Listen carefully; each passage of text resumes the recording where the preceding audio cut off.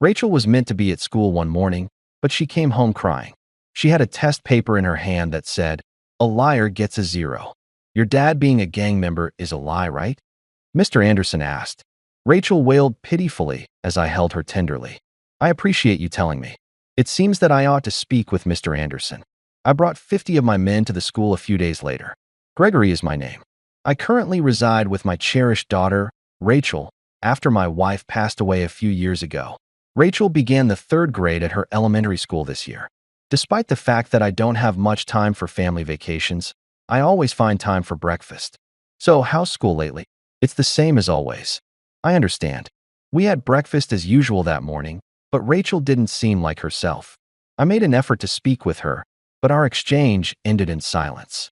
Given that winter was approaching and it was still early, perhaps she simply didn't want to get out of her cozy bed. I chose not to confront her. Rachel walked glumly out of the house after breakfast. I yelled, "Have a good day." "Yeah," she said with a feeble nod. I cocked my head, wondering whether this kind of morning had always been difficult for her. I didn't have time to consider it, but something didn't feel right. I had to leave for work as well. After putting on my pricey jacket, tying my tie, and putting on a collared dress shirt, I headed to the office. "Good morning." "Hey." I welcomed my rugged-looking men when I got to the office. I calmly lifted my hand to acknowledge everyone as they bowed one after the other. Following the first, I sat down at the rear of the office and reached into my jacket pocket, but I couldn't find what I was looking for. What? I left my phone at home, damn it. That morning, I had ignored my own preparation since I was preoccupied with Rachel. It wouldn't have mattered much when I was younger, but these days I can't function without a phone. The organization uses phones for internal communication as well.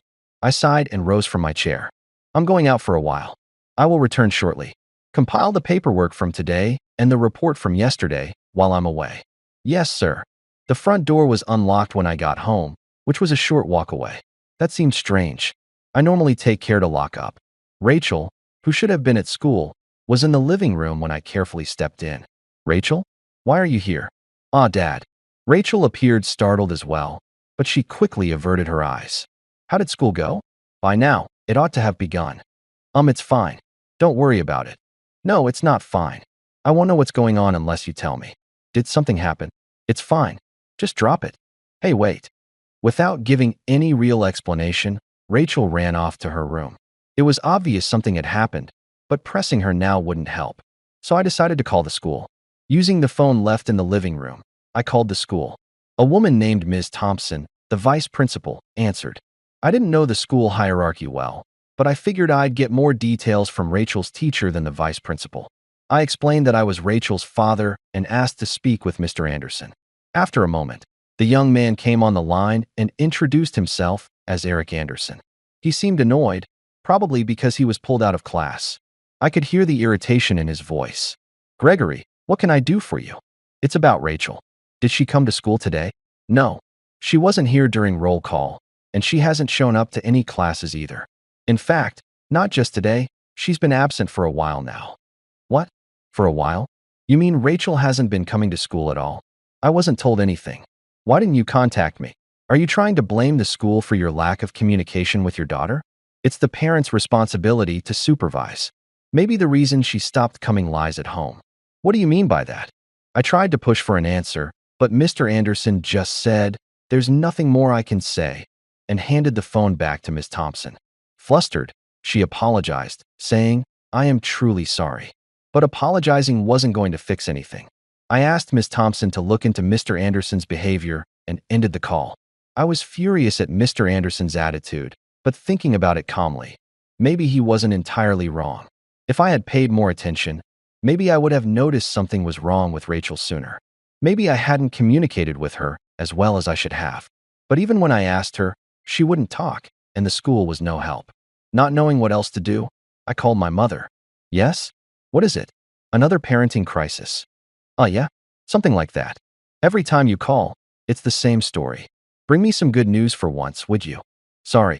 Ever since I lost my wife, I had no one to turn to for parenting advice.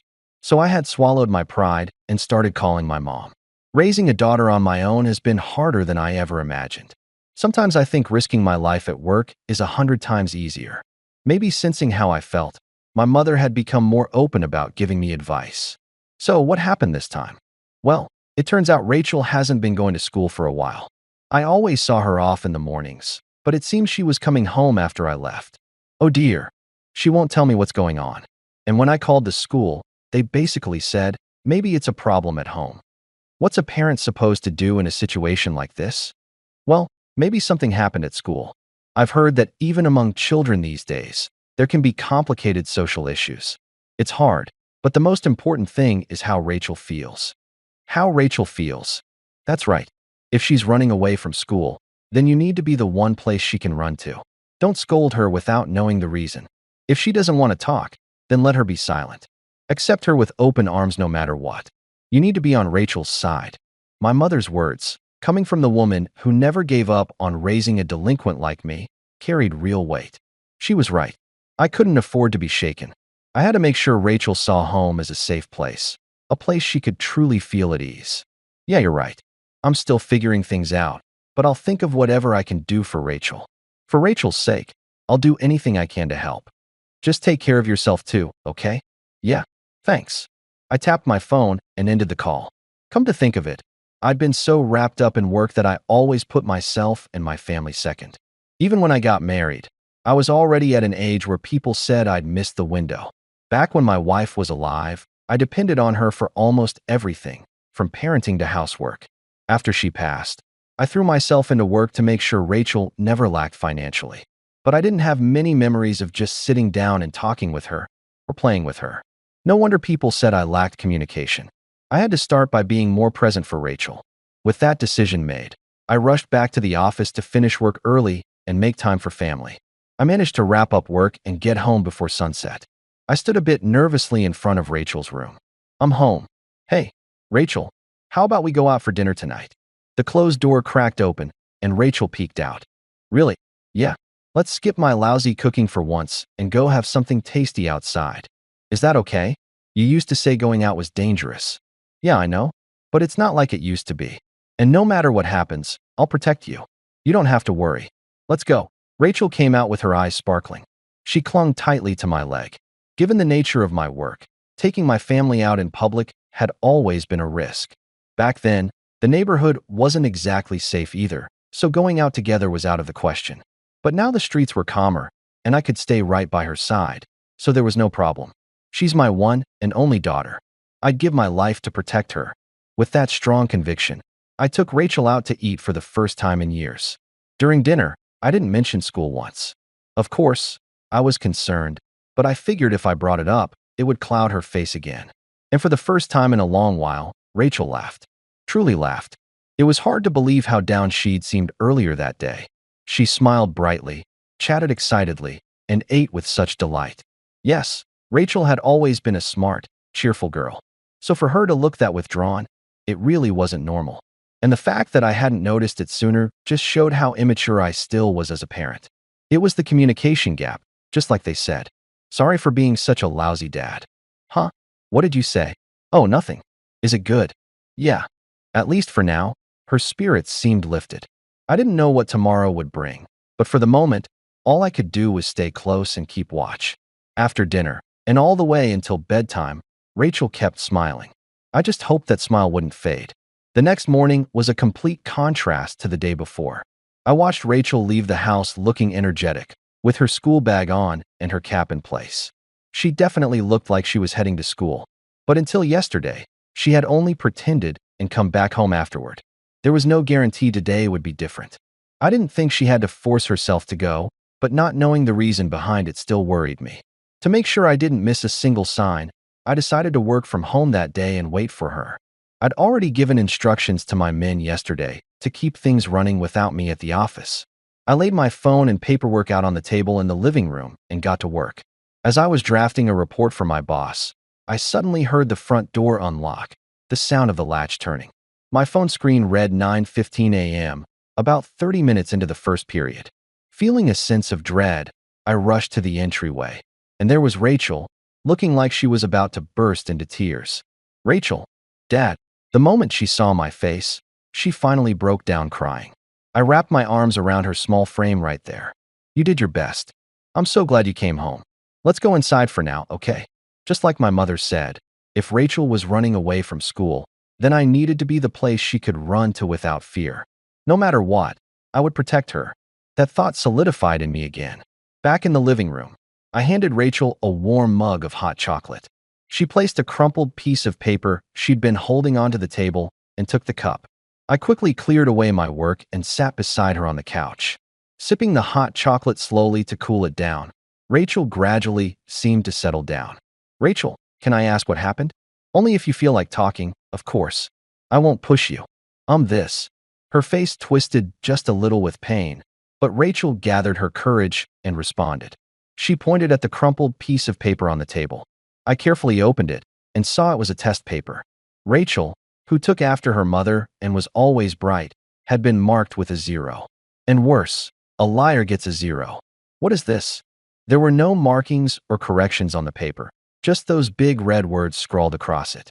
Even the easy questions, ones I could understand, Rachel had answered correctly, but it looked like it hadn't even been graded. It made no sense at all. I was speechless, and Rachel began to tremble again. I could only imagine how she must have felt receiving that paper and then coming home with it. The thought alone tore me apart. I hugged her again. That must have been so hard. But you're not a liar. I know that, Rachel. Everything's going to be all right. You're okay now. What, Dad? 10 minutes later, once her tears had settled, Rachel began to quietly share what had been happening.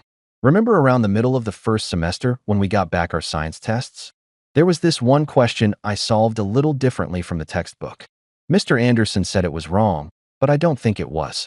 I found the same method in a book from the library. And when I asked Ms. Thompson, she said, that's valid too.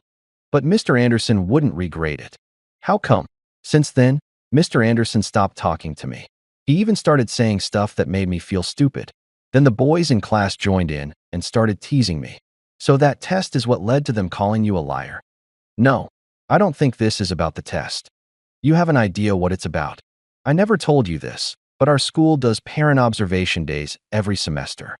Wait, really? I had no idea. Yeah, I figured that since you try not to scare people around you, you probably didn't want to come to parent observation days. So I didn't tell you. I'm sorry. No, it's fine. But what does that have to do with you being called a liar? When Mr. Anderson asked why you never came to parent observation days, I told him, because my dad is a gang member. I had no words. My job is being part of an organized crime group, which people call a gang. I was a delinquent kid with a bad attitude, lousy grades, and no interest in a normal job. It was through a certain connection that I met Mr. Keller, the boss who took me in and led me down this path. While doing work for the organization, both my senior and Mr. Keller constantly drilled into me, don't bother civilians. Don't make your parents cry. Thanks to them, I think I've developed at least a bit of a decent sense of humanity. Still, to regular folks, I probably look intimidating. I've got large tattoos, a build that a suit can't hide, and even a few scars on my face. So I tried to avoid school events because I didn't want to scare the staff or parents. But I never imagined that my absence would end up taking away Rachel's smile. Mr. Anderson said, that can't be true. Your dad being a gang member is a lie. He's probably just too embarrassed to come because he's a low-life idiot. He didn't even listen to me and started calling me a liar in front of everyone. I see. I gently patted Rachel's head as she quietly sipped her hot chocolate. I was glad she told me. Rachel hadn't done anything wrong. There really was an issue with that test. And it's true. I'd been keeping my distance to avoid making people uncomfortable because of who I am. But Mr. Anderson had refused to acknowledge any of that. Even during our phone call, he'd come off arrogant. Maybe he's got too much pride. It felt like he looked down on Rachel just because she was a kid. Pathetic. Rachel, thank you for telling me. Sounds like I should really have a word with Mr. Anderson. Really? But don't you hate going to school? Well, it doesn't feel right never showing my face, especially when they're the ones taking care of you. You said a parent observation day happens every semester, right? When's the one for this semester? Next week. Perfect. I'll confront him. No. I'll go and say hello properly, okay? If you don't feel like going to school, you don't have to. Don't push yourself. Nope. If you're going, then I'm coming with you. Let's confront together. You're just going to school. Don't go picking up weird words. That one's on me, okay? Her expression lit up. It was a relief to see. But my real challenge was just beginning. In my own way, I would protect Rachel. With that, I contacted the office and let them know I had an unexpected confrontation scheduled for the following week. 1 week later, the parent observation day had arrived. I stopped by the office briefly, then headed to the school on foot. I wore a muted, professional-looking suit, one that wouldn't draw attention, but still passed for a civilian outfit. I stood at the entrance of the office building. Surrounding me were my stern-faced men. There were around 50 of them. Sorry, Gregory. It was short notice, so this is all we could round up. No, this is more than enough. Any more, and we'd be drawing too much attention. All right, let's move. Yes, sir. I led the way confidently, with the others falling in line behind me. I had told them to wear casual clothes that wouldn't stand out, not their usual suits. Of course, covering up their tattoos was non-negotiable. The sight of them all in their clumsy civilian outfits, most with no fashion sense whatsoever, was honestly hilarious, but I kept that to myself. And so, we arrived at Rachel's elementary school. Rachel should already be in class by now. I had to hold my head high for her sake, to make sure her efforts today wouldn't be wasted. We passed through the school gate, into the yard, heading for the building, when a woman suddenly came rushing out to stop us. Who are you people?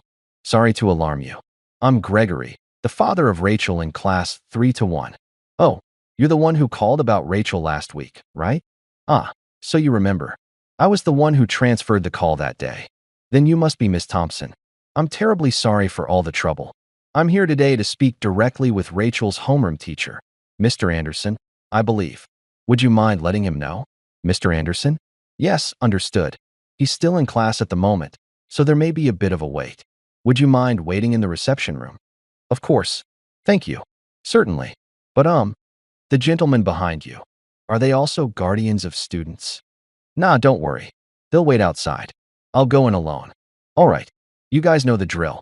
Don't cause trouble and don't scare the civilians. Yes, sir. Leaving my men outside, I followed a clearly nervous Miss Thompson into the school and was shown into the reception room. She even offered me tea before saying, I'll go get Mr. Anderson right away, and left.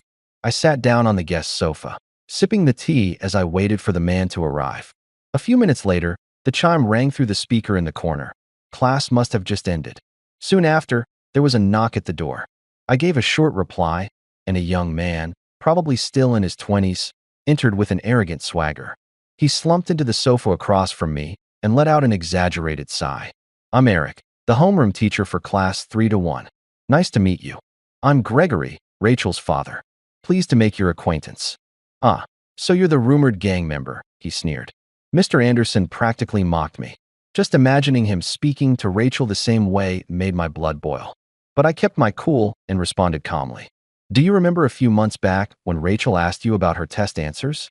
I understand she pointed out what she believed was a grading error.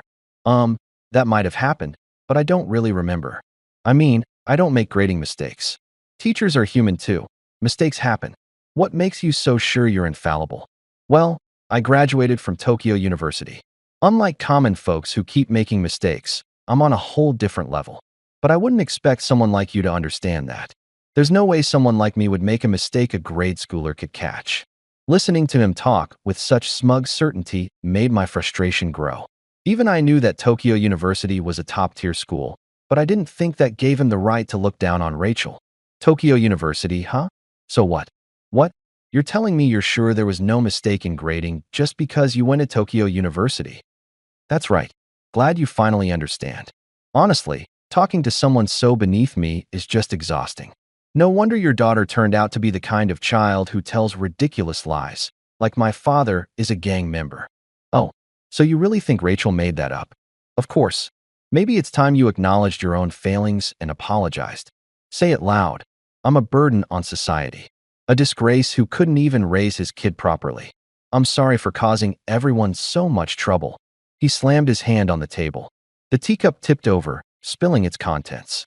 That was the end of his tirade, it seemed. And after hearing him out, I couldn't understand any of it. Maybe if I were one of those elites, I could make sense of his attitude. Why did this young teacher, still early in his career, think he could throw his weight around in a place like a school? Does having a Tokyo University degree really hold that much value among civilians? Even if it does, it doesn't justify hurting Rachel. Not ever. I'm not accepting that. There's no way I'm letting a guy like this be responsible for my daughter Rachel. Just as I was about to unleash my anger, the door to the reception room swung open without so much as a knock. Excuse me. Forgive the interruption, but I couldn't help overhearing your conversation. Miss Thompson, what are you doing? That's completely inappropriate. I do apologize, but there's something that must be corrected in what I just heard. Corrected? Yes. Mr. Anderson, you said there was no grading mistake, but that's not true. What are you talking about? Please take a look at this. Miss Thompson quickly cleared the table and laid out a test paper and a thick book. The title read Introduction to Physics for Elementary Students. She pointed to a specific part of the book and explained, "This is the science test where a grading mistake was suspected." Now, while the textbook explains one method for solving the problem, Rachel used a different approach, but she arrived at the same answer. This book, written by a prominent physicist and graduate of Tokyo University, outlines that exact method. I believe Rachel, being an avid reader and a bright student, must have come across it in her studies. That's absurd. Mr. Anderson stared at the test paper and the book, comparing them intently. While he was distracted, Miss Thompson turned to me and bowed deeply. Gregory, I must apologize. I was unable to correct Mr. Anderson's conduct. He is, in fact, the son of the school's board chairman.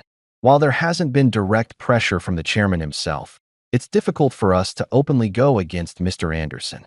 Ah, I see. So that's what's been going on.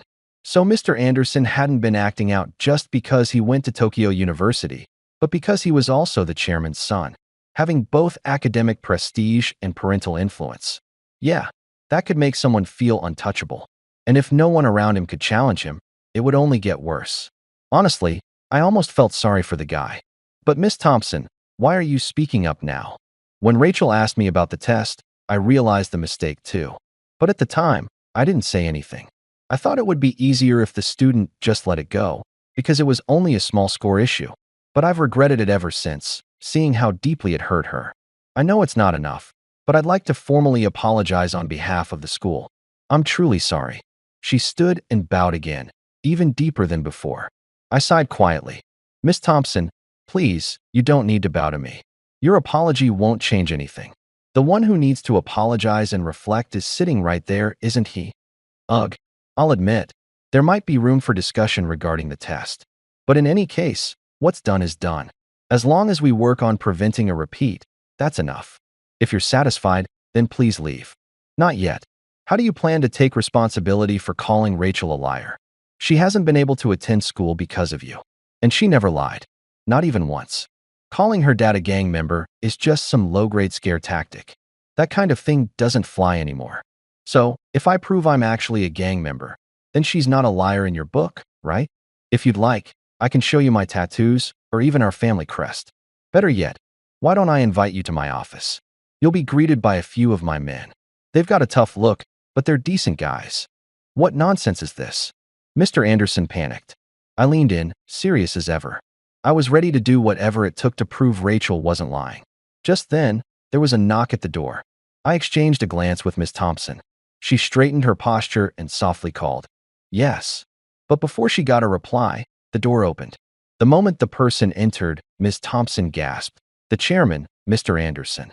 What? Huh? Both teachers looked stunned. I just blinked, unsure how to react. The chairman was the highest authority in the school. He was even above the vice principal or the principal. It should be someone from the founding family, a major sponsor, or a figure of immense influence, something like that. But what on earth was someone like that doing here? While we stood frozen, Mr. Anderson pushed his son aside and took a seat directly across from me. Good afternoon. I'm Kenneth, the chairman of this elementary school. Ah, nice to meet you. I'm Gregory, father of Rachel from class 31. I know it's been a while, Gregory. My brow furrowed without thinking. Been a while? What does that mean? I'm pretty sure I've never met a heavy-set, middle-aged guy like this before. He introduced himself as Kenneth. Do I know anyone by that name? Kenneth? As I was deep in thought, Mr. Anderson let out a snort and laughed through his nose. Huh, of course you don't remember. Who remembers the face of a middle school classmate anyway? Middle school classmate? Yes, we were in class 35 at a middle school. Our homeroom teacher was Mr. Morris, though you skipped school for about half the year. Didn't even show up in the group photo. Ah, Now that you mention it, I did go to that school, that class. I do remember that teacher's name. And yeah, I skipped a lot. Finally, starting to remember, I added, I can't recall the names or faces of classmates, but I guess it's true we were in the same class. What, Dad? You and Gregory were classmates? Mr. Anderson looked more shocked than anyone. Even Ms. Thompson stood blinking beside him. Honestly, I wasn't sure what to make of it myself. Mr. Anderson, who claimed to be my former classmate, shot a sharp glance at his son sitting beside him and then turned back to face me. I've been briefed on the situation. It seems my foolish son has called one of his own students a liar. He even encouraged the class to mock her. I truly apologize. With that, Mr. Anderson bowed his head. He placed one hand firmly on Eric's head, who was sitting next to him, and forced him to bow as well. But Eric wasn't done, and he tried to fight back. Wait, hold on, Dad. Mr. Anderson, you believe him over me? He's a gang member, for crying out loud. He is. Yes, Gregory is a legitimate gang member, a senior member of a large organization that oversees this entire region. In fact, he even has his own group now. What? Oh, you know quite a bit about me. Am I that famous? I chuckled. Huh, you really don't remember anything, do you? Don't you remember getting into a fight to help me when some thugs picked on me back in middle school? Did I? I fought so many back then I can't remember which was which. But yeah, now that I think about it, beating up those punks was what got me started on this path. I kept getting targeted by delinquents after that and beat every one of them. Eventually, I got recruited. Maybe you were there that day, huh? That was you. Eric asked. More or less, I replied. But I guess you've completely forgotten about me. Even at the mini-class reunions, people talk about you. They say he's a gang member who never harms civilians. Back then, I skipped school whenever I felt like it and never turned down a fight. School was boring, and I had nothing better to do. I didn't know how to deal with the strength I had. Whether they were students or adults, I fought everyone. Eventually, a real gang member took notice, Mr. Keller, the boss, who said, I'll teach you how to use that strength, and brought me into his organization. Under him, I learned about honor, respect, and restraint. Never show off your strength. Never harm civilians. Never make your parents cry. Those teachings still live in me. By the time I finished middle school, I'd stopped picking fights unnecessarily. I'd learned better ways to protect the things I cared about. I didn't go to high school. Instead, I stayed by Mr. Keller's side, and here I am today. Well, whether you remember or not, Gregory isn't the kind of man who lies or accuses others without reason. He may be rough around the edges, but he stands up for those in need. At the very least, he'd never use his background or title to belittle someone else. Listening to all this, Eric looked frustrated. Here was my old classmate, now the chairman of a major school dedicated to raising the next generation. And me? I'm still the same no-good guy I've always been. Still, if nothing else, I want to be the kind of man my wife and Rachel can be proud of. I looked once more at Eric. So there's no more reason to call Rachel a liar, is there? Yes, I can personally vouch that he's a gang member. Of course, neither I nor this school have any connection to organized crime. I haven't seen Gregory in decades, so do you have something to say? I'm truly sorry. That doesn't sound like enough. Rachel was not lying, and the issue with the test, it was a grading error on my part. I deeply apologize. Let me also offer my apologies, Gregory. I'm truly sorry your precious daughter had to go through this. We are terribly sorry. The three of them bowed in unison. This time, I wanted to believe it came from genuine remorse. Please raise your heads. I don't need any more apologies. I wasn't the one who got hurt here. Yes, Eric, go to the classroom immediately and apologize to Rachel in front of the students and parents. Ms. Thompson, can I ask you to supervise? Of course, she replied. Thank you. And another thing, the plan to have you succeed me as the next chairman? That's off the table. I can't entrust the future to someone who would willingly harm students. We'll appoint someone more suitable. What? Please wait, Mr. Anderson. That has nothing to do with. You think this is a separate matter? Good grief. When did you become such a twisted person? As a father, I'm ashamed. Kenneth, if you'd like, I can take him off your hands. Straightening out punks like him is one of my specialties. What? You mean at your gang office? No way, I laughed. I'd love to take you up on that, but just don't make it obvious. If people start suspecting a connection between a school and a gang organization, it could seriously damage our reputation.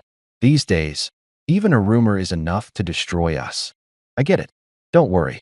Not every job in the organization is about sitting behind a desk.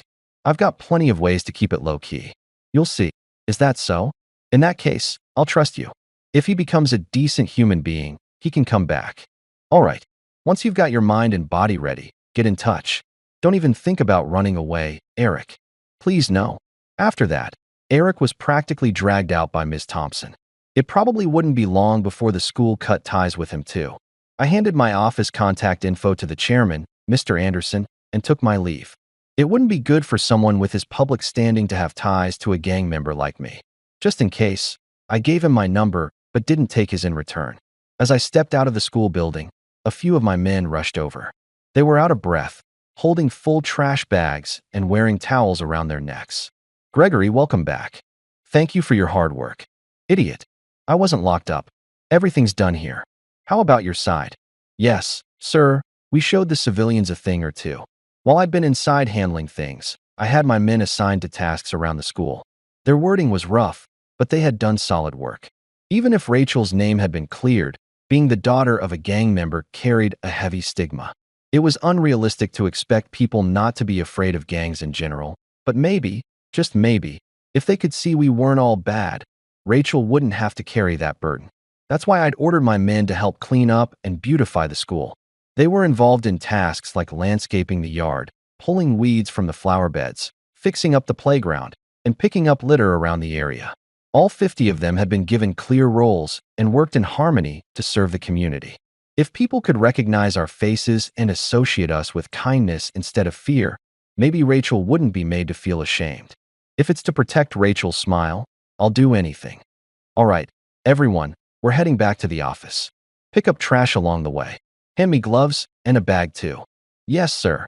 I didn't make it to the parent observation day itself, but I'd say we accomplished a lot that evening. Rachel came home around sunset, apparently having walked back, chatting happily with her friends after we left. Eric went to class 31 and offered a public explanation and apology. Under Miss Thompson's watch, he bowed deeply and acknowledged both the grating error and his poor behavior. Rachel told me herself, and the kids who used to tease her apologized too. They said, "We're sorry for being so mean." Did you forgive them? Yeah, I told them, just promise you'll never do it to me or anyone else again. We can't be causing trouble for civilians after all. Stop using weird words like that, though. I guess it's kind of my fault. But I see you were able to make up with everyone. Think you'll be okay going to school from now on? Yep, I'm excited to play with everyone. Seeing her smile warmed my heart.